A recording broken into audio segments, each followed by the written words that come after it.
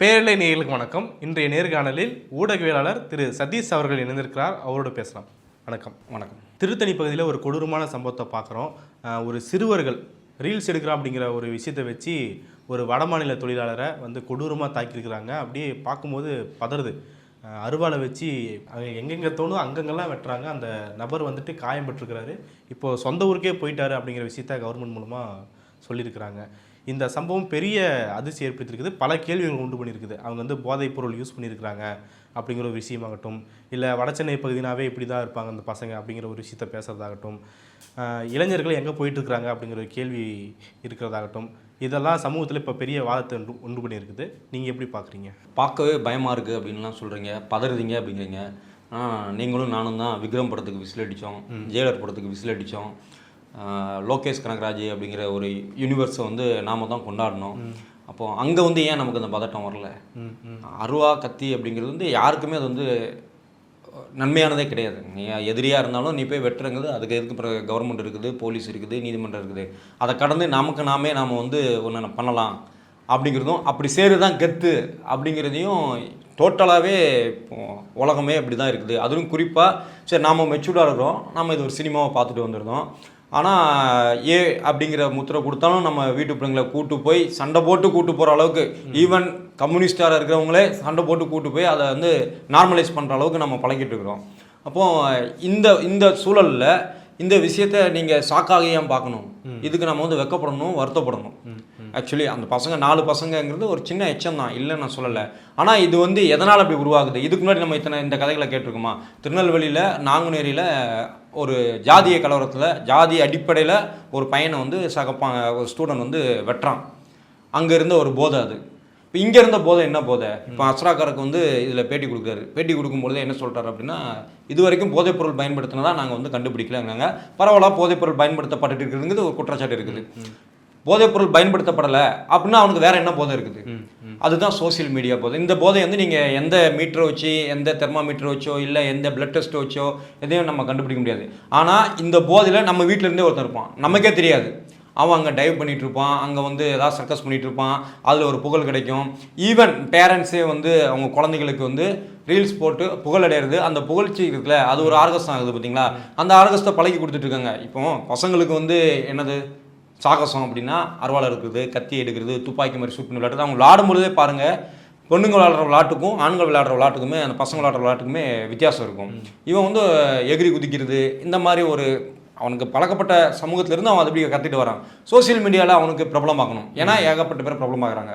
இப்போ அதே மாதிரி நாமளும் கெத்தாக இருக்கணும், அதே மாதிரி நம்மளையும் 4 பசங்க பார்க்கணும், அப்படிங்கிற 4 பொண்ணுங்க பார்க்கணும். இவ்வளோத்தையும் அவன் எங்கேருந்து கற்றுக்கிறான்? சோசியல் மீடியாவிலேருந்தும் ப்ளஸ் இந்த மாதிரி மாஸ் மீடியமான சினிமாவிலேருந்தும் அவன் கற்றுக்கிட்டு கத்தி எடுத்து சீன் காட்டுறான், அருவாள் எடுத்து சீன் காட்டுறான், ட்ரெயினில் தலையில் தொங்குறான். இதெல்லாம் பண்ணிகிட்டு இருக்கும் பொழுது அதோட ரிசல்ட் தான் இது. அது நார்மல் ஆகிட்டு இருக்குது. பொண்ணுங்களுக்கு என்ன பண்ணி கொடுத்துருக்கீங்க? வீட்டிலேயே ஏகப்பட்ட குழந்தைங்களை, சிறுமிகளை அவங்களோட இந்த ட்ரெஸ் இப்படி தான்மா, இந்த இது கூட இல்லாமல் சுதந்திரம் அப்படிங்கிற பேரில் என்னன்னாலும் போட்டு விடலாம், அதை ஆட விடலாம். அவங்களுக்கே தெரியும் இது ஒரு வல்கரான ஒரு டான்ஸு, இது ஆக்வேர்டாக இதை நம்ம பிள்ளைங்க காட்டும். ஆனால் அதுக்கு தான் லைக் அதிகமாக வருதுன்னா இது அவங்க துணிஞ்சு செய்கிறாங்க. கொஞ்ச நாள் அதை குழந்தைக்கும் பழைக்கிறதாங்க, தனக்கும் பழைக்கிறதாங்க. ஸோ இந்த போதை இருக்குது பார்த்தீங்களா, அந்த சோசியல் மீடியா இன்ஃப்ளூயன்ஸ், குறிப்பாக இன்ஸ்டா இதுக்கு மேலேயும் நிறைய அப்ளிகேஷன்ஸ்லாம் இருக்குது. அந்த அளவுக்கு நமக்கு தெரியல, நம்ம பூமராக இருக்கோம். ஈவன் நான் இந்த விஷயத்தெல்லாம் பார்க்கும்போது நம்ம பூமராக இருக்கிறதே நல்லது, அதை நினச்சி பாவமாகவும் கோபமாகவும் வருது. ஸோ இந்த இடத்துல சோசியல் மீடியா அப்படிங்கிற விஷயத்த நம்ம கண்ட்ரோல் பண்ணாமல் விட்டது தான் இந்த நிலைமை. இப்போ ஒரு டாஸ்மாக் திறந்துக்கு 18 வயசு கீழே போனவனுக்கு உனக்கு சரக்கு அடிக்கிறதுக்கு அனுமதி கிடையாது, போய் கேட்டால் கொடுக்க மாட்டேன் அப்படின்றது. ஓட்டு போடுறதுக்கு 18 வயசுன்னு ஒரு லிமிட் வச்சுருக்கீங்க. இந்த சோசியல் மீடியா இன்ஃப்ளூயன்ஸ்க்கு ஆஸ்திரேலியாவில் இத்தனை வயசு வரைக்கும் 16 வயசு வரைக்கும் நீ யூஸ் பண்ணக்கூடாதுன்னு வச்சுருக்காங்க. நம்ம வீட்டில் அப்படியே இருக்குது சொல்லுங்கள். முன்னாடி நம்ம கவலைப்பட்டு இருந்தோம், திரையில் இருக்கிறது அது ஏ சர்டிஃபிகேட் படமாக இருக்கும். ஆனால் டிவிக்கு வரும்போது ஒரு சர்டிஃபிகேட் கிடையாது. வீட்டில் புள்ள, அப்பா, அம்மா எல்லாம் சேர்ந்து அது காமனாக சேர்ந்து பார்ப்போம். இப்போ அதை என்ன செஞ்சுருக்கோம்? இண்டிவிஜுவலுக்கு இப்போ இண்டிவிஜுவலாக நாமளே அதை செய்கிறோம். யார் முன்னாடி செய்கிறோம்? அதே குழந்தைங்க முன்னாடி செய்கிறோம். குழந்தைங்க முன்னாடி செஞ்சதுக்கானது இல்லாமல் இப்போ எப்படி அப்படின்னா குழந்தைங்களையும் சேர்த்து செய்ய வச்சுட்ருக்குறோம். அவங்களையும் சேர்த்து அதில் இன்ஃப்ளூயன்ஸ் ஆக்கிட்டு அதுக்கு நாமளும் ஷேர் பண்ணிட்டு இருக்கிறோம், லைக் பண்ணிட்டு இருக்கோம். நாம தான் செய்யணும்னு அவசியம் இல்லை. நாம இதெல்லாம் பார்த்து நின்று பார்க்கணுமோ. நீங்கள் லைக் பண்ணணும்லாம் அவசியம் இல்லை. நீங்கள் நின்று பார்த்தாலே அல்கரிதம் செட் ஆயிரும். இதுக்கு வியூஸ் அதிகமாக இருக்குது, பார்க்குறவங்களாம் யாருப்போம்? நான் ஆஸ்திரேலியா இருந்தால் பார்க்குறாங்க இல்லை இங்கேருந்து தான் பார்க்குறாங்க. அப்போ இது எல்லாமே நாமளும் இதுக்கு வந்து ஒரு உடந்தை. ப்ளஸ் இந்த விஷயத்தில் வந்து பலவித ஆங்கிளில் வந்து சொல்லிட்டு இருக்காங்க. நீங்கள் சொன்ன மாதிரி வட சென்னைனா இப்படி அப்படி எதுவுமே இங்கே இது வரைக்கும் நிரூபிக்கப்படல. வட சென்னையிலையும் குற்றங்கள் நடக்கும், திருநெல்வேலியிலையும் குற்றங்கள் நடக்கும், தஞ்சாவூர்லேயும் நடக்கும். தஞ்சாவூரில் போலீஸ் ஸ்டேஷன் அடைச்சிட்டாங்களா என்ன? இல்லை திருநெல்வேலியில் போலீஸ் ஸ்டேஷன் அடைச்சிட்டாங்களா என்ன? எல்லா இடத்துலையும் குற்றங்கள் இருக்கும். அது எப்படி மினிமைஸ் ஆகிட்டு விட்டுது, அதோட ஒரு குற்றம் நடந்தால் அதுக்கு என்ன ரியாக்ட் ஆகுது, அதை பொறுத்து தான் வந்து குற்றங்கள் எப்படி நடக்குது, அது எப்படி ஹேண்டில் பண்ணுறாங்கிறத பொறுத்து தான் எல்லாமே. இப்போ இங்கே வந்து 4 பேர், இந்த 4 பசங்க, அவங்க சின்ன பசங்கன்னு சொல்கிறதுக்கு நமக்கே கூச்சமாக இருக்குது. 17 வயசு பசங்க, ஒரு அப்பாவியான ஒரு சாதாரணமான தொழிலாளி, வட இந்திய தொழிலாளி வேற போயிட்டார். அவரை பிடிச்சி வெட்டி இந்த மாதிரி சித்திரவதை பண்ணியிருக்கானுங்க, ஜஸ்ட் ரீல்ஸ் மோகத்துக்காக. ஏன்னா இப்போ வரைக்கும் போதைப் பொருளுங்கிறது வந்து அவங்க வந்து உறுதிப்படுத்தப்படவில்லை. இப்போ ஒரு ரீல்ஸ் மோகத்துக்காக இதை பண்ணியிருக்காங்க அப்படிங்கிற உடனடியாக அரசு என்ன செய்யுது, அரெஸ்ட் பண்ணி சிறுவர் சீர்திருத்த பள்ளிக்கு அனுப்பிடுச்சு. தொடர்ந்து அஸ்ராக்காருக்கு வந்து பேட்டி கொடுக்குறாரு, ப்ரெஸ் கான்ஃபரன்ஸில் எல்லாத்தையும் விலைக்கு சொல்லிட்டு இருக்காரு. இது அப்படி கொஞ்சம் யோசிச்சு பாருங்க. இது வடக்கு நடக்குது, யூபியில் நடக்குது. அந்த 2 பேரும் இன்றைக்கி அந்த 4 பசங்களும் வெளியில் வந்துருப்பானுங்க. வெளியில் வரும்போது 4 பேர் மாலையை போட்டு ஜெய் ஸ்ரீராம்னு சொன்னால் கூட ஆச்சரியத்துக்கு இல்லை. அங்கே உள்ளதுக்கு இங்கே உள்ளதுக்கு இதுதான் வித்தியாசம். ஒரு அரசு வந்து ஒவ்வொரு வீட்டுக்கும் ஒரு காவலாளியை போட முடியாது, ஒரு போலீஸை நிப்பாட்ட முடியாது. ஆனால் ஒரு விஷயம் நடந்ததும் அதுக்குண்டான தடுப்பு இருக்குல்ல, அந்த தடுப்பை உடனடியாக செய்து அதுக்குண்டான ரியாக்ஷன் வந்து உடனடியாக இருக்குதுன்னா அது வரவேற்கத்தக்கது. இதில் கண்காணிப்பு அப்படிங்கிற விஷயத்தையும் வந்து சொல்கிறாங்க. ஒரு பக்கம் போதைப் பொருள் கண்காணிப்பு அப்படிங்கிற விஷயம் ஒன்று இருக்குது. இன்னொரு பக்கம் பார்க்கும்போது இந்த மாதிரியான ரீல்ஸ் போடுறவங்க, இந்த மாதிரி மைண்ட் செட்டிலோட சுற்றுறவங்க, இவங்களை நீங்கள் கண்காணிச்சிருக்கணும்ல அப்படின்ற விஷயத்த கேள்வி கேட்குறாங்கல்ல. கட்டாயம் இது உண்மைக்கும் கண்காணிச்சிருக்கும். இது வந்து அரசு வந்து உளவுத்துறைன்னு ஒன்று வச்சுக்கிட்டு என்னெல்லாமோ சர்வே எடுத்துகிட்டு இருக்காங்க. சைஃபர் டிபார்ட்மெண்ட் ஒரு டிபார்ட்மெண்ட் இதுக்காகவே ஓப்பன் பண்ணலாம், இதுக்காக ஒரு ஹெல்ப்லைன் கூட வைக்கலாம். இப்போ அதான் குழந்தைகள் காணாமல் போச்சுன்னா, இல்லை குழந்தைகளுக்கு எதுவும் பிரச்சனைனா ஒரு நம்பர் இருக்குது, போக்சோக்கு ஒரு நம்பர் வச்சுருக்காங்க, ஈவன் ஃபயருக்கு ஒன்று இருக்குது, போலீஸ்க்கு இருக்குது, அவசர போலீஸ்க்கு, ஆம்புலன்ஸுக்கு இருக்கிற மாதிரி. இந்த மாதிரி நீங்கள் சோசியல் மீடியாவில் சில வேண்டத்தகாத, விரும்பத்தகாத, வன்முறையை தூண்டுகிற, இல்லை மிக ஆபாசமாக, இல்லை சிறுவர் சிறுமிகளை தவறாக பயன்படுத்துகிற, அது இன்ஃப்ளூயன்ஸ் ஆகிற மாதிரி வீடியோக்களை பார்த்தால் நீங்கள் வந்து அந்த ஐடி லிங்கை வந்து இந்த இடத்துக்கு காப்பி பண்ணி பேஸ்ட் பண்ணி அனுப்பிவிடுங்க, இல்லை இதை நீங்கள் எங்களுக்கு கால் பண்ணி இதை சொல்லுங்கள் அப்படின்னு ஒரு ஹெல்ப்லைன் நம்பர் கொடுத்தால், இது இந்த அரசு செய்தால், இந்த அரசுன்னு இல்லை, இந்தியா முழுக்க எல்லா அரசுமே இதை செய்யணும். செய்தால் இதோட குற்றங்கள் வந்து கொஞ்சம் குறைப்படும். ஏன்னா இப்போவே கூட நான் நிறைய இடத்துல பார்த்துருக்கேன், டிராஃபிக் போலீஸ்க்கு உடனே டேக் பண்ணி போட்டுருவாங்க, இல்லை சென்னை சிட்டி போலீஸ்க்கு ட்ராக் பண்ணி போடுறாங்க, அதுக்கு சில இடத்துல ஆக்ஷன் எடுக்கிறாங்க. ஸோ சமூக அக்கறை உள்ளவர்களும் இதே சோசியல் மீடியாவில் தான் இருக்கிறாங்க. அதை பற்றி எந்த வித இல்லாமல் விட்டேத்தியாக இருக்கிறவங்களும் இதில் இருக்கிறான். அப்போ அந்த விட்டேத்தியாக இருக்கிறவங்க கண்ட்ரோல் பண்ணுறது வந்து ஒரு அரசு மட்டுமே தனியாக செய்ய முடியாது. அதுக்காண்டி அரசு சும்மா இருந்துருமோனா அதுவும் கிடையாது. இப்போ அரசும் பொதுமக்களும் கனெக்ட் ஆகிறதுக்கு ஒரு இடம் வேணும். இந்த இடத்துல கனெக்ட் பண்ணிட்டாங்கன்னா அவங்கள வந்து கண்ட்ரோல் பண்ண முடியும். பொதுவாக நாங்கள் பெட்ரோலிங் போகிறோம் அப்படின்னா, எதுக்கு பெட்ரோலிங் போகணும், இங்கே தான் ஒரு குற்றம் நடக்கிறது இல்லைன்னு. நேற்றுக்கு போனோம் ஒன்றும் நடக்கலை, இன்றைக்கி போனோம் ஒன்றும் நடக்கலை, நாளைக்கு போனோம் ஒன்றும் நடக்காது. ஆனால் நாங்கள் போயிட்டே இருப்போம். அதுக்கு காரணம் என்ன அப்படின்னா, அது வந்து டாமினேட். ஒரு ஏரியாவை நீ டாமினேஷன் பண்ணணும் அப்படின்னா அந்த இடத்துல நீ தொடர்ந்து டியூட்டி பார்த்துட்டே இருக்கணும். நீ எவ்வளோ தூரம் அந்த இடத்துல நீ சுற்றிட்டு இருக்கியோ அவ்வளோ தூரம் அவங்களோட நடமாட்டம் இருக்குல்ல அது குறையும். அதே தான் நம்ம இங்கே சோசியல் மீடியாவில் அப்ளை பண்ண போகிறோம். எவ்வளோ தூரம் கவர்மெண்ட் வந்து இதில் மானிட்டர் பண்ணி அதை தொடர்ந்து ஆக்ஷன் எடுத்துகிட்டே இருக்குதோ அவ்வளோ தூரம் அதோட வீரியம் குறையும். இந்த அளவுக்கு போகாது. இந்த அளவுக்கு போகிற இப்போ சிவகங்கையில் வந்து ஒரு உதாரணம் சொல்லலாம். சுல்லான் அகிலன்னு ஒரு கேங்கு, அவனை என்ன பண்ணானுங்களோ அதை அப்படியே தூக்கி கத்தி அருவாவோட ரீல்ஸாக போட்டுருக்காங்க. கிட்டத்தட்ட 80-90 வீடியோஸ் நினைக்கிறேன். அதில் லைக்ஸ் அள்ளுது. அதில் கொலைகேஸ் இருக்குதுன்ற அப்படிங்கிறதுல பெருமையாக போடுறாங்களே, அது எப்படி புரிஞ்சுக்கிறாங்க? அதான் கொலைகேஸ் இருந்தால் பெருமை தானே. இங்கே தானே அதை தானே லோகேஷ் கனகராஜ் உங்களுக்கு சொல்லி கொடுத்துருக்காரு. அன்னைக்கு சிகரெட் அப்படி தூக்கி போட்டு ஸ்டைல் பண்ண ஆரம்பிச்சது வந்து ஏகப்பட்ட சிகரெட் பிடிக்க ஆரம்பித்தான். கடலோர கவிதைகள் படம் வந்தப்போ வந்து எல்லா +2 படிக்கிற போதும் லவ் பண்ணலாம், நம்ம வேஸ்ட் பண்ணலான்ட்டு லவ் பண்ண ஆரம்பித்தான். இப்படி சினிமாவோட ஒரு மாஸ் மீடியா தாக்கம் இருக்குது பார்த்தீங்களா. எதுக்கு விளம்பரம் கொடுக்காங்க? ஒரு பெரிய சினிமா அரங்கு இருக்குது, நீங்கள் போகிறீங்க, விளம்பரம் போடுறான், நடுவில் விளம்பரம் போடுறான். ஏன் அவ்வளோ பெரிய மக்கள்கிட்டையும் ஒரே நேரத்தில் ஒரு விஷயத்தை கொண்டு போய் சேர்க்கணும், என் சோப்பு கம்பெனி கொண்டு போய் சேர்க்கணும், என் வாஷிங் மிஷினை கொண்டு போய் சேர்க்கணும்னு இது பண்ணுறல. அது உங்களுக்கு கதையாகவே இயல்பாகவே உங்களுக்கு விளம்பரமாகுது. இந்த மாதிரி இருக்கிறது தான் கெத்து. போக்கிரின்னு பேர் வருது. படத்தோட டைட்டில் போக்கிரி, படத்தோட ஹீரோ போக்கிரி. அவர் போலீஸாக இருந்தாலும் போக்கிரியாக தான் இருக்காரு. அது கெட்டவனுக்கு கெட்டவனாக இருக்கணும், அதே தப்பு தானே. அதுக்கு போலீஸ் இருக்குது, அதுக்கு ஒரு சட்டம் இருக்குது, அதுக்கு 4 ரூல்ஸ்லாம் எழுதி வச்சுருக்காங்க, லா எழுதி வச்சுருக்காங்க, நீதிமன்றம் இருக்குது.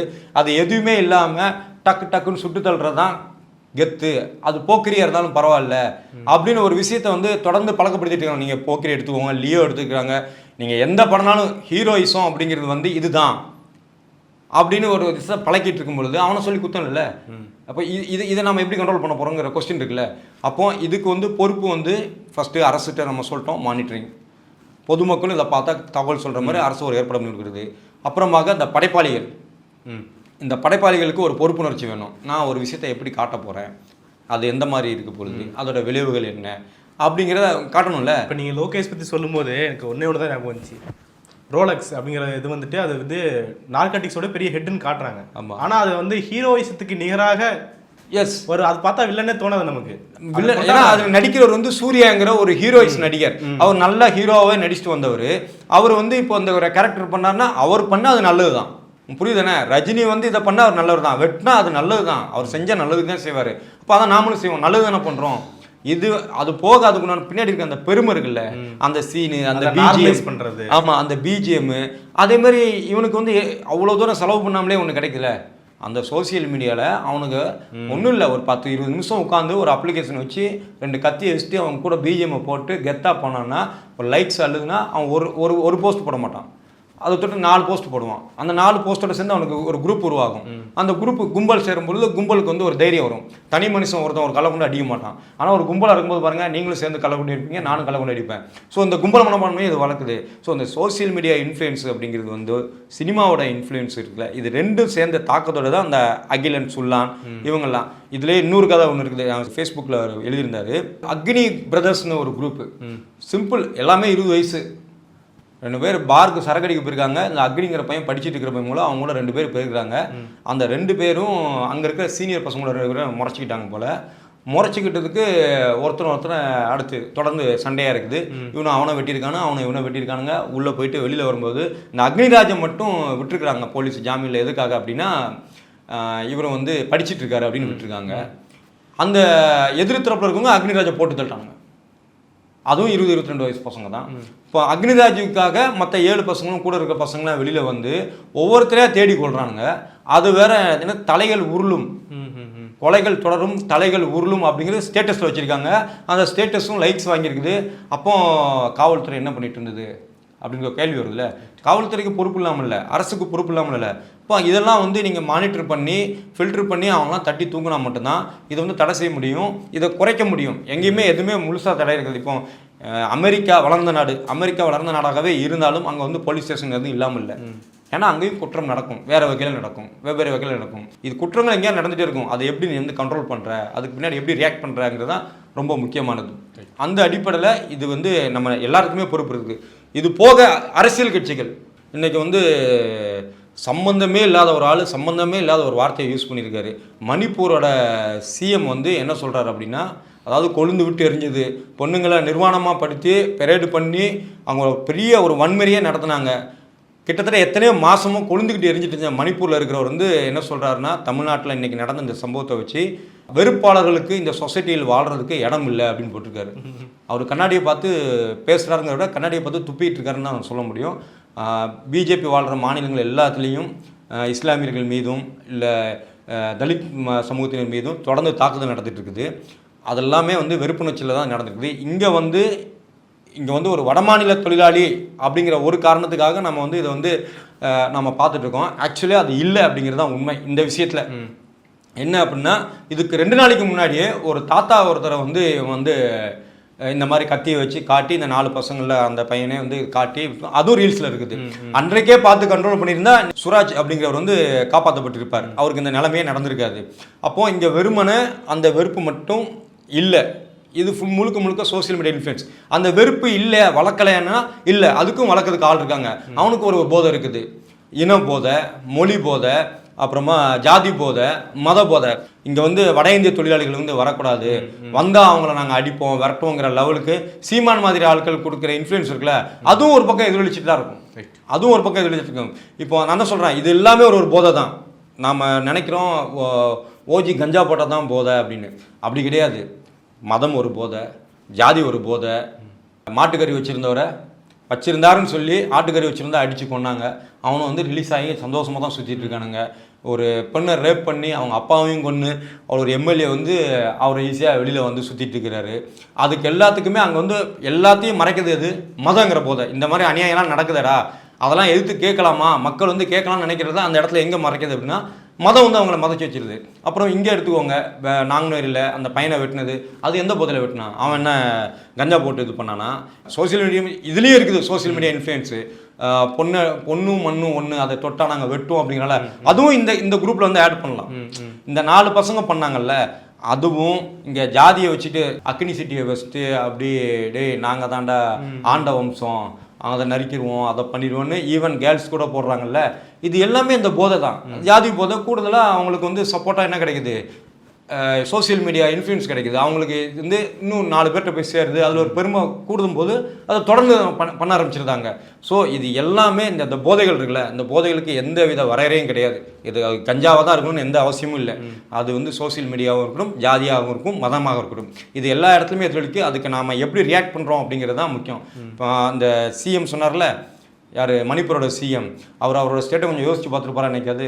வெறுப்பாளர்களுக்கு இந்த சொசைட்டியில் வாழ இடம் இல்லை அப்படின்னா வெறுப்பை வளர்த்து தான் நீ அங்கே வந்து அவ்வளோ பெரிய பிரச்சனையே கொடுத்துருந்த. உன்னோட கட்சி தான் வந்து நாடு முழுக்க வெறுப்பை வளர்த்துட்டு இருந்திருக்குது. இப்போ இங்கே எடுத்துக்கிட்டீங்க அப்படின்னா இந்த விஷயத்தை வந்து ஃபோக்கஸ் எப்படி பண்ணுறாங்க எதிர்கட்சிகள்னா, சட்டம் ஒழுங்கு சீர்குலைந்தது. ஒரே வார்த்தையில் எது நடந்தாலும் சரி, இப்போ நீங்கள் வீட்டுக்கு போகும்பொழுது உங்களுக்கு ஏதாவது சின்ன பிரச்சனை நடந்துச்சுன்னா சட்டம் ஒழுங்கு சீர்குலைஞ்சது அப்படி கிடையாதுண்ணா. சட்டம் ஒழுங்கு சீர்குலைஞ்சதுன்னா எப்படி அப்படின்னா, இப்போ மணிப்பூரில் நடந்ததுக்கு அவர் கையாளகத்தனமாக அதை எப்படி ஹேண்டில் பண்ணணும்னு தெரியாமல் அவங்கள தூண்டி விட்டு அதில் எவ்வளோ அரசியல் பார்க்க முடியும்னு பார்த்துட்டாங்கல்ல, அது சட்டம் ஒழுங்கு சீர்குலைஞ்சதுன்னு சொல்லலாம். இங்கே அப்படி இல்லை, உடனடியாக ஆக்ஷன் எடுக்கிறாங்கல்ல, அப்புறம் எப்படி இது வந்து சட்டம் ஒழுங்கு சீர்குலைஞ்சது அப்படின்னு சொல்ல முடியும்? ஆக இவங்களுக்கு வந்து இந்த போதைப் பொருள் ஒரு 4 பசங்க, இது வந்து ஒரு உதாரணம். இந்த பசங்களை மாதிரி இன்னும் 4 பசங்க வந்துடக்கூடாது, இன்னும் 4000 பசங்க வந்துடக்கூடாதுன்னு எதிர்கட்சிகளுக்கோ இல்லை இந்த அரசியல் கட்சிகளுக்கோ எந்த அக்கறையும் இல்லை. இதை வைத்து ஒரு அரசை எப்படி வந்து நம்ம குற்றம் சாட்டலாம் இப்படிங்கிற குறுகிய நோக்கத்திலே தான் இருந்து பார்க்குறாங்களே தவிர அதில் வந்து ஒரு சமூக அக்கறைன்னு ஒன்று இருக்குல்ல, அது இருந்த மாதிரி தெரியல. அது இருக்கிறவங்க வந்து இதெல்லாம் பேசியிருப்பான். அரசு உடனடியாக இந்த ஹெல்ப்லைன் நம்பர் ஏற்படுத்தி கொடுக்கணும் அப்படின்னு எடப்பாடி சொல்லியிருக்கணும் அப்படின்னு எதிர்கட்சி வந்து சீமான் சொல்லலாம், அப்படின்னு விஜய் சொல்லலாம். இவங்க ஏன் விஜய்க்கு சொல்கிறதுக்கு அதுக்கு வந்து யோகியதே கிடையாது சொல்ல போனால். இந்த மாதிரி இவங்கெல்லாம் இதை தான் எடுத்து பேசியிருக்கணும் மக்கள் மன்றத்தில். இந்த மாதிரி உங்களுடைய குழந்தைகளை சோசியல் மீடியா இதிலிருந்து நீங்கள் காப்பாற்றிக்கோங்க, அப்படி இல்லைன்னா அது பிரச்சனை தான் அப்படின்னு. குறிப்பாக பிஜேபியும் இதை பேசுகிறதுக்கு அது இல்லை. ஏன்னா அவன் வந்து கஞ்சா அடிக்கிறது, பெரிய சுருட்டு வச்சு கஞ்சா அடிக்கிறது நார்த் இந்தியாவில் அவன் வந்து நார்மலைஸ் பண்ணி வச்சுருக்கான். இப்போ பிஜேபி இங்கே வந்துச்சுன்னா அது கூடவே இங்கே சேர்ந்து வரும். இங்கே ரொம்ப கம்மியான பெர்சன்டேஜ், அதான் சொன்னல, போதைப் பொருள் பயன்படுத்துறதுல அதுலேயும் இந்த கஞ்சா புழக்கத்தில் நம்ம ஸ்டேட் வந்து ரொம்ப லாஸ்ட்டில் இருக்குது. அது வந்து மாறுதுன்னா அது பிஜேபியோட இன்ஃப்ளூயன்ஸால் தான் மாறும். இங்கே இந்து முன்னணி திருப்பரங்குன்றத்துலாம் பிரச்சனை பண்ணுவாங்களே, இந்து முன்னணி அந்த கட்சிக்கு இருந்தவங்க கார் பார்க்கிங் பக்கத்தில் வேளாங்கண்ணியில் கிட்டத்தட்ட 6 கோடி மதிப்பிலான போதைப் பொருள் கடத்திருக்காங்க, கைதாக இருக்காங்க. அது போக கொஞ்ச நாளைக்கு முன்னாடி கூட இங்கே நுங்கம்பாக்கத்தில் ஒரு போதைப் பொருள் கேஸ் பிடிப்பட்டது. அதில் ஏடிஎம்கேயோட இந்த ஐடி விங் இருக்குல்ல, அதில் இருக்கிற ஹரிபிரசாத்னு நினைக்கிறேன் எனக்கு பேர், அவர் அதில் சிக்கினார். இப்போ திருமங்கலத்தில் போன மாதம் நவம்பர் 21 நினைக்கிறேன், அங்கே திருமங்கலத்தில் ஒரு கேஸ் நடந்துச்சு. அதில் நேரடியாக போதைப்பொருள் பிடிப்பட்டவருக்கு கிட்டத்தட்ட அவரோட ரொக்க பணம் அவர்கிட்ட கைப்பற்றப்படுது. அது வந்து ஏடிஎம்கேட ஐடி விங்கில் இருக்கிற ஒரு ஆளோடது அப்படின்னு அங்கே வருது. விசாரணை கூட்டு போனாங்க. சரி, ஆனால் விசாரணையில் அவங்க விடுவிக்கப்பட்டாங்க. ஆனால் இது எல்லாமே சுற்றி வருது. ஆனால் ஏடிஎம்கேல எல்லாருக்கும் பின்னாடி என்ன வச்சுருப்பாங்க, சே நோ டு ட்ரக்ஸ்னு வச்சுருப்பாங்க. ஸோ இது பெயரளவுக்கு வைப்பதில் வந்து எந்த பலனும் இல்லை. இந்த விஷயத்தில் வந்து நம்ம வந்து அரசியல் செய்யாமல் நம்ம பிள்ளைங்க, நம்ம எதிர்கால சந்ததியினர் இதுக்கு வந்து ஆளாகாமல் இருக்க என்ன செய்யணும்? இது வந்து வெறும் போதைன்னா வெறும் கஞ்சா இல்லை, வெறும் எல்எஸ்டி அந்த பேப்பர் அந்த கஞ்சாவும் இல்லை, அதை கடந்து ஒரு போதை இருக்குது. அது நம்ம வீட்டுக்குள்ளே இருக்குது. அதை நாமளே உற்பத்தி பண்ணுறோங்கிறத உணர வைக்கணும். அது வந்து வீட்டில் மட்டும் இல்லை, ஸ்கூல்லையும். முன்னாடிலாம் நீங்கள் படிக்கும்போது நான் படிக்கும்போது மாரல் ஸ்டோரிலாம் சொல்லுவாங்க. இப்போலாம் சொன்னால் போடா பூம்பர் அப்படின்ட்டு போயிடுவாங்க. அப்படின்னே உருவாக்கி வச்சுருக்காங்க. நல்லதுன்னு ஒருத்தன் சொன்னால் அவனை வந்து பூமர், உனக்கு ஒன்றும் தெரியாது, நீ வாழ்க்கையே வாழ தெரியாது அப்படிங்கிற மாதிரி உருவாக்கி வச்சுருக்காங்க. அதே ஒரு தப்பான அபிப்பிராயம் தான். விக்ரமன், டேரக்டர் விக்ரமன் படத்தில் ஹீரோவை பார்த்தீங்கன்னா அவ்வளோ நல்லவராக இருப்பாங்க. அது இயல்பாக வாழ்க்கையில் சாத்தியமா என்னன்னு எனக்கு தெரியல. ஆனால் நான் அவரை ஒரு லாஸ்ட்டில் ஒரு ப்ரிவ்யூ பார்த்தப்போ அவர்கிட்ட போய் சொல்லிட்டு வந்தேன், சார் உங்களுக்கு அப்புறம் நாங்கள் ஒரு இடத்துல மிஸ் பண்ணுறோன்னா நல்ல ஹீரோக்களாக இருக்கிற கதைகள் வந்து வர்றதே இல்லை. வர்ற ஹீரோக்கள் எல்லாமே வன்முறையை தூண்டுற மாதிரி இல்லை பொறுக்கியாகவும் போக்கிரியாக தான் இருக்கிறான். அப்படி பாட்டில் இப்படி பிடிச்சி இப்படி குடிக்கிற மாதிரி தான் இருக்கானே தவிர அதுதான் அப்படியே நேரடியாக பாதிக்குது. இப்போ நம்ம பார்த்தப்போலாம் எனக்கு நல்லவனுக்கு நல்லவன் விஜயகாந்த் என்ன செய்வார், கெட்டவர்களுக்கு எதிர்த்து சண்டை போடுவார், நல்லவர்களாக இருப்பார். அந்த கெட்டவனை எதிர்த்து சண்டை போதில் ஒரு அறம் இருக்கும், ஒரு நியாயம் இருக்கும். நியாயம் இருக்கும் அப்படி இருக்கும். இங்கே அப்படி இல்லை. நீ தப்பு பண்ணுறதுக்கே, போதைப் பொருள் யூஸ் பண்ணுறதுக்கே, விஜய் சேதுபதி அந்த படத்தில் நடிச்சிருந்தாரு, என்ன படம், விக்ரம் தானே, அதில் அவர் ஒரு போதைப் பொருளோட தான் அவருக்கு ஓப்பனிங் சீனே வருது. விஜய் சேதுபதி ஒரு ஹீரோ. அது போக அதில் வந்து இன்னொரு படத்தில் வந்து சிறுவர்களை வந்து போதைப் பொருளை கடத்துறதுக்கு யூஸ் பண்ணுறதுக்கு பயன்படுத்துறாங்கன்னா அவங்க மைனரு. இவ்வளவு கேவலமாக யாரால் படம் எடுக்க முடியும் சொல்லுங்கள்? ஸோ இந்த பொறுப்பு வந்து வெறுமனே ஒருத்தர் அந்த 4 பசங்களை குத்தம் சொல்லி மட்டுமே கிடையாது. அந்த 4 பசங்களையும் இவ்வளோத்துக்கு தள்ளியிருக்கு பார்த்தீங்களா? இது எல்லாமே சேர்ந்து தான். சோசியல் மீடியா, சினிமா, அதோட தயாரிப்பாளர்கள், நடிகர்கள், அதுக்கப்புறம் பேரண்டிங். டியூக் வேணுமா இருந்தால் போவோம், வாங்கிப்போம். இப்போ இது வந்து இந்த பசங்களை பார்த்தா உங்களுக்கு டியூக் ஓட்டுற பாரு பசங்க இருக்காது. ஆனால் இவங்கள புள்ளிங்கன்னு ஈஸியாக கலாச்சிருவாங்க. ஆனால் இதே கொஞ்சம் ஹை கிளாஸில் இருக்கான், இல்லை மிடில் கிளாஸில் இருக்கான்னா அவனும் இதே மாதிரி பண்ணுவான். அவனும் அப்படி நம்ம சொல்ல மாட்டோம். ஆனால் அவனும் கொண்டு போய் எங்கேயாவது பூந்தமல்லியில் ஹைவேல 180 போய் இன்னொரு வேனை விட்டு சாத்தோம். அந்த வேன் டிரைவர் இருக்கார் பார்த்தீங்களா, அவர் கூலிக்கு ஓட்டிகிட்டு இருப்பார். அவருக்கு கோர்ட்டு கேஸு வருமானம் எல்லாம் பாதிச்சிருப்பான். அவன் செத்ததுக்கானது அவனையும் சாகடிக்கிறான், யார், வேன் டிரைவரையும். அப்போ இதுக்கு வாங்கி கொடுத்த பெட்ரோல் தானே இதுக்கு பொறுப்பு. ஆக இனிமேல் இந்த மாதிரி ஒரு சம்பவம் நடக்குதுன்னா, இல்லை இந்த மாதிரி ரீல்ஸ் பார்த்தீங்கன்னா அரசின் கவனத்துக்கு, இல்லை குறைந்தபட்சம் ஆன்லைனில் இருக்கிற மற்ற இதர போலீஸ் வெப்சைட்ஸ் இருக்கும், இல்லை அவங்களோட பேஜஸ் இருக்கும், அதில் டேக் பண்ணுற மாதிரி ஒரு அறிவிப்பை அரசே வந்து தொடர்ந்து முன்னெடுக்கணும், விளம்பரப்படுத்தணும். அப்போ தான் இது ஓரளவுக்காவது கண்ட்ரோல் ஆகும். சிவியராக அவங்களுக்கு பனிஷ்மெண்ட்டும் கூட கொடுக்கலாம், அவங்களுக்கு கவுன்சிலிங் கொடுக்கலாம், பனிஷ்மெண்ட் கொடுக்கலாம். ஃபஸ்ட்டு கவுன்சிலிங், அவங்க அப்பா பேரண்ட்ஸ் எல்லாம் கூப்பிட்டு வான் பண்ணலாம். இதெல்லாம் தொடர்ந்து நடக்கணும். அஸ்ராகரோட சொல்லியிருக்காரு, நாங்கள் இந்த மாதிரி நிறைய பேரண்ட்ஸை கூப்பிட்டு பண்ணியிருக்கோம் அப்படின்னு. அதெல்லாம் ஓகே, அது எத்தனை பேருக்கு தெரியும்? இன்றைக்கி தானே தெரியும். அதாவது எல்லாமே ஒருத்தர் செத்ததுக்கு அப்புறம் தான் அதுக்கு விழிப்புணர்வுங்கிறது வந்து ரொம்ப மோசமான விஷயம். அதுவும் ஒரு வடமாநில தொழிலாளி, நம்ம வீட்டுக்கு வந்தாரே வாழ வைக்கும் தமிழ்நாடு அப்படிங்கிறோம். இங்கே வந்த ஒருத்தனை வந்து இங்கே இருக்கிற பசங்க வந்து வெறும் ஜஸ்ட் ரீல்ஸ் முகத்துக்காக குத்திருக்கானுங்க, வெட்டியிருக்கானுங்கிறது நமக்கே வந்து தலைகுனிவக்கூடிய ஒரு விஷயம். ஸோ இது போல் சம்பவங்கள் அடுத்தடுத்து நடக்கக்கூடாது. அதற்குண்டான அனைத்து வேலைகளையும் நம்ம அனைத்து பக்கமும் செய்ய வேண்டும். அதில் நாமளும் ஒரு ஆளாக நின்று பொறுப்பாக இருக்கணும். உங்கள் வீட்லேயும் பையன் இருக்கான், என் வீட்லேயும் பையன் இருக்கான். நம்ம பையன்களை வந்து எப்படி பார்க்கணுன்னு ஒரு கனவு இருக்கோ, அந்த கனவு எல்லா பசங்க மேலேயும் இருக்கணும். இந்த இன்ஃப்ளூயன்சலான விஷயத்தெல்லாம் குறிப்பிட்டீங்க. அந்த மாணவர்கள் இந்த சின்ன வயசில் வளர்றவங்க வந்து ஒரு பிஹேவியரல் சேஞ்சுக்கு ஒரு மாறுறாங்கல்ல. இப்போ இந்த சம்பவத்தொட்டி ஒருத்தர் பதிவிடுறாரு, அவன் என்ன பிரச்சனை பண்ணியிருந்தாலும் சரி, அவனை போய் கேட்குறதுக்கு எனக்கு வந்து பயமாக இருக்குது. அவன் என்ன மனநிலையில் இருப்பான், அடிச்சிருவானா, திட்டிடுவானா அப்படிங்கிற விஷயத்த நான் யோசிக்க வேண்டியதாக இருக்குது.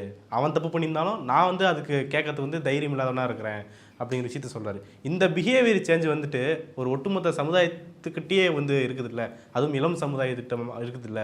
இதுதான் ஃபியூச்சர் ஜென்ரேஷன் சொல்லி நம்ம சொல்கிறோம். அப்போது நம்மளுடைய தமிழ்நாட்டுடைய முகமே மாறிடும்ல. இதை இந்த ஆபத்தை நம்ம எப்படி தான் புரிஞ்சுக்கிறது? அதே தான் சொல்கிறான், கவுன்சிலிங் வேணும். இந்த பசங்களோட மனநிலை எப்படி இருக்குது அப்படின்னா, நம்மளை மீறி எதுவுமே இல்லை, என்னன்னாலும் பண்ணலாம். என் கையில் ஒரு ஆயுதம் இருந்துச்சு அப்படின்னா, நாங்கள் கூட 4 பேர் இருந்தாங்கன்னா என்னன்னாலும் பண்ணலாம். பயந்தே நம்ம கொஞ்சம் பழகிருக்கோம். தவறு செய்யறதுக்கு பயப்படணும். அச்சம் என்பது மடமையடான்னு சொல்லி வச்சோம். ஆனால் அதே நேரத்தில் அஞ்சுவதற்கு அஞ்சாமை அப்படிங்கிற ஒன்று இருக்குல்ல, அதையும் சேர்த்து தான் நம்ம பழகிட்டு வந்திருக்கோம். எதுக்கு பயப்படணும்? திருடுறதுக்கு பயப்படணும், பொய் சொல்கிறதுக்கு பயப்படணும், அடுத்தவனை காயப்படுத்துறதுக்கு பயப்படணும், அடுத்தவனை திட்டுறதுக்கு பயப்படணும், கெட்ட வார்த்தை பேசுறதுக்கு பயப்படணும். அடுத்தவனை இந்த ஒரு கும்பல் மனப்பான்மையும் இந்த கெத்து மனப்பான்மையும் அவன் தான் அன்னைக்கு ஸ்கூலில் வந்து சொன்னானே, ஏறுனா ரயிலு, இறங்குனா பெயிலு அப்படிலாம் பேசுகிறாங்கல்ல, அதெல்லாம் இந்த மாதிரி மனநிலையிலேருந்து வருது. இது மாதிரி எல்லா ஸ்கூல்லேயும் 1-2 பசங்க இருப்பாங்க. அவங்க இன்னொருத்தவங்களை பாதிக்கிறதுக்கு முன்னாடி, பரவதுக்கு முன்னாடி அவங்களுக்கு கவுன்சிலிங்கும், இல்லை அவங்களுக்கு தேவைப்பட்டால் இந்த மாதிரி சிறுவர் பள்ளியில் கொண்டு போய் உட்கார வச்சும் நாம் வந்து செய்கிறது தான் முறை. அப்படி இல்லை அப்படின்னா நீங்கள் சொல்கிற மாதிரி அடுத்த ஜென்ரேஷன், சொல்லப்போனால் இது வந்து இந்த ஜென்ரேஷனே அப்படி மாறுது. அந்த ஜென்ரேஷன் மாறுறதுக்கு முன்னாடியே நாம் வந்து இதெல்லாம் வந்து மறுபடியும் கொஞ்சோண்டு பின்னோக்கி போகணுன்னு அவசியம் இல்லை, பிற்போக்குத்தனமாக போகணுன்னு அவசியம் இல்லை. ஒருத்தரால் உன்னோட வாழ்க்கைங்கிறது இன்னொருத்தருக்கு பாதிப்பாக இருக்கக்கூடாது அப்படிங்கிறத மாரல் இருக்குல்ல, இந்த அறம் சார்ந்த மாரலான கதைகள், மாரலான நிகழ்வுகள், குடும்பத்தில் எல்லாரும் சேர்ந்து இருக்கும்போது நடக்கக்கூடியகள், எல்லோரும் சேர்ந்து இருக்கும்போது நடக்கும். தனியாக இருக்கிறது தான் இது பெரிய பிரச்சனை. தனியாக இருக்கும்போது தனக்கு மட்டும்தான் அப்படிங்கிறது. ஸோ அதுக்கு இந்த மாதிரி கெட் டுகெதர் இந்த மாதிரிலாம் பண்ணும்போது தான் இது வந்து கொஞ்சமாவது சீரடையும். அங்கேயும் வந்து குழு மனப்பான்மையில் கும்பல் சேர்ந்து ஜாதி பேசுகிறது, ஜாதி வரி பேசுகிறது, இல்லை ரசிகர் சார்பாக பேசுகிறது, வேறு மதம் சார்ந்து நின்றுட்டு இருந்தால் அதுவும் சீரழிய தான் செய்யும். இந்த மனப்பான்மையை நம்ம வளராமல் தான் இருக்குன்னா நம்ம கையில் இருக்குது, பேரண்ட் கையில் இருக்குது, டீச்சர்ஸ் கையில் இருக்குது, சொசைட்டி கையில் இருக்குது, மறுபடியும் எல்லார் கையிலுமே இருக்குது. இங்கே வந்து மார்கழியில் மக்கள் இசை நடத்துகிறவங்களாம் அதெல்லாம் இப்படி தான் இருக்கான் அப்படின்னு சொல்கிறாங்க. மார்கழியில் மக்கள் இசை என்ன நடக்குது? அங்கே வந்து இந்த பாட்டு பாடுறாங்களா, திருப்பாச்சேர் வளை தூக்கிக்கிட்டு வாடா வாடா அப்படி கிடையாது. இந்த பையனோட ஃபோட்டோவை போட்டு அடுத்த வருஷம் இவன் மார்கழியில் மக்கள் இசையில் பாடிட்டு இருப்பான் அப்படின்னு நான் ஒரு போஸ்ட் பார்த்தேன். எனக்கு அதுலேருந்து அந்த கோபம் வருது. மார்கழியில் மக்கள் இசை அப்படிங்கிறது வந்து ஜாதி மதம் பற்றி எல்லாரும் பாடுவோம். அவன் தான் உனக்கு கானா பாடுறான்.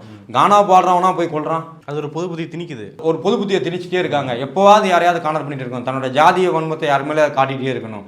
ஸோ அது வந்து மிக தவறான அந்த போஸ்ட். இந்த மாதிரி போஸ்ட் இருக்குல்ல போடுறான்ல, இவன் தான் பெரிய பிரச்சனையே. இவன் தான் இந்த 4 சிறுவர்களை வந்து வளர்த்து விட்றான். இவனுக்கு பின்னாடி என்ன இருக்குங்கிறத பார்க்கணும். அந்த 4 சிறுவர்கள்ட்ட கத்தி இருக்குதுன்னு சொல்கிறாங்களா அஸ்ராகருக்கு, அதுக்கு பின்னாடி என்ன இருக்குன்னு பார்க்கணும். அது எப்படி உங்களுக்கு இவ்வளோ ஈஸியாக வருது? ஸ்கூலுக்கு கேங் டு கேங் இருக்குதுன்னா அவனுக்கு பின்னாடி என்ன தைரியம் இருக்குது? அரசியல் கட்சி இருக்குதா? வாய்ப்பு இருக்குது. வேறு ஜாதி சங்கங்கள் இருக்குதா? வாய்ப்பு இருக்குது. இப்போ அதெல்லாம் பார்த்து அதெல்லாம் தட்டணும். அதெல்லாம் வந்து வான் பண்ணி வைக்கணும். அதெல்லாம் காவல்துறை கண்காணிக்கணும். உளவுத்துறைன்னு ஒன்று இருக்குல்ல, அது இதெல்லாம் கண்காணிச்சு தான் ஆகணும். வேறு வழியில் சொல்லப்போனால் கூடுதல் பொறுப்படுத்தி செய்யணும். என்ன அப்படின்னா இனிமேல் ஸ்கூல்களையும் சேர்த்து கவனிக்கணும். அதுக்காண்டி அவங்களுக்கு தனிப்பட்ட சுதந்திரத்தில் போய் நீ மூக்க நோட்டணும்னு அவசியம் இல்லை. அதுக்கு பொதுமக்கள் ஒத்துழைக்கணும், பேரண்ட்ஸ் ஒத்துழைக்கணும், டீச்சர்ஸ் ஒத்துழைக்கணும். டீச்சர்ஸ்லாம் பயப்படுறாங்க. முன்னாடி வந்து என் பையன் சேட்டப் பண்ணுறான்னா நான் என்ன சொல்லுவேன், உங்கள் டீச்சர்கிட்ட சொல்லி கொடுத்துருவேன் அப்படின்னு. என்னை தொட்டிங்கன்னா எங்கள் அப்பா வருவார் அப்படின்னா. நம்ம கையில பிரச்சனை இருக்குல்ல. நம்ம பையனை வந்து சரியாகிறதுக்கு தான் அவன் வந்து கண்டிக்கிறாங்க அப்படிங்கிறத விட்டுட்டு என் பையனை நீ எப்படி கண்டிக்கலான்னு. உங்களுடைய சுதந்திரம் எல்லாமே அடுத்தவனுக்கு பாதிப்பாகவோ இல்லை அது மாறலாக இல்லை அப்படின்னா அந்த சுதந்திரம் வந்து அர்த்தம் இல்லாது. அது வந்து நீங்கள் சுதந்திரம் நினச்சி பேரண்ட்ஸ் வந்து செல்லம் கொடுத்து கெடுக்கக்கூடாது. மனநல ஆலோசகர் வில்லவன் ராமதாஸோட ஏகப்பட்ட பேட்டிகளை அவர் திரும்ப திரும்ப சொல்கிறேன்னா, உங்கள் பையன் 10 பொருள் கேட்டான்னா அதில் 4 பொருள் மட்டும் வாங்கி கொடுங்க. உங்களால் வாங்கி கொடுக்க கெப்பாசிட்டி இருந்தாலும் நீங்கள் அது வந்து வாங்கி கொடுத்து செல்லம் கொடுக்காதீங்க. அது இல்லை அப்படிங்கிறப்போ அவனால் நீங்கள் எது ஃப்யூச்சரில் தாங்க முடியாது. அது கோபமாக மாறும், வன்மமாக மாறும், இந்த சொசைட்டி மேலே கோபத்தரும். தன்னுடைய இயலாமையை வந்து தன்னுடைய முடியாமையை வேறு யார் மேலே திணிக்க பார்ப்பான். ஸோ இது எல்லாமே பேரண்ட்ஸ் வந்து புரிஞ்சுக்கணும். இதெல்லாம் வந்து ஒரு middle class, upper middle class, high கிளாஸ்க்கு தான் இந்த உளவியல் அட்வைஸ்லாம். அன்றாடங்காச்சு உழைக்கிறாங்க பார்த்தீங்கன்னா அவனுக்கு எதுவும் தெரியாது. இப்போ அவனுக்கு வந்து ஸ்கூல் டீச்சர்ஸ், அவங்க பிள்ளைங்களுக்கு ஸ்கூல் டீச்சர்ஸ் தான் மொத்தமாக ஆதரவு கொடுக்கணும். அவங்களுக்கு இந்த மாதிரி விஷயங்கள்லாம் எடுத்து சொல்லணும். நிறைய பசங்க நான் முதல்வனில் வந்து இல்லை கவர்மெண்ட் ஸ்கூலில் படித்து எங்கெங்களுமோ போயிட்டுருக்குறாங்க. அதே மாதிரி இந்த மாதிரி ஒரு சில பசங்க இந்த படி இருக்காங்க. மொத்தமாக பசங்களை நம்ம வந்து குற்றம் சொல்ல முடியாது. ஆனால் அதை இன்ஃப்ளூயன்ஸ் பண்ணுறவங்கள நம்ம பேசி தான் ஆகணும். அதை நம்ம கண்ட்ரோல் பண்ணி தான் ஆகணும். நிறைய விஷயங்களை பகிர்ந்தீங்க. மிக்க நன்றி. நன்றி.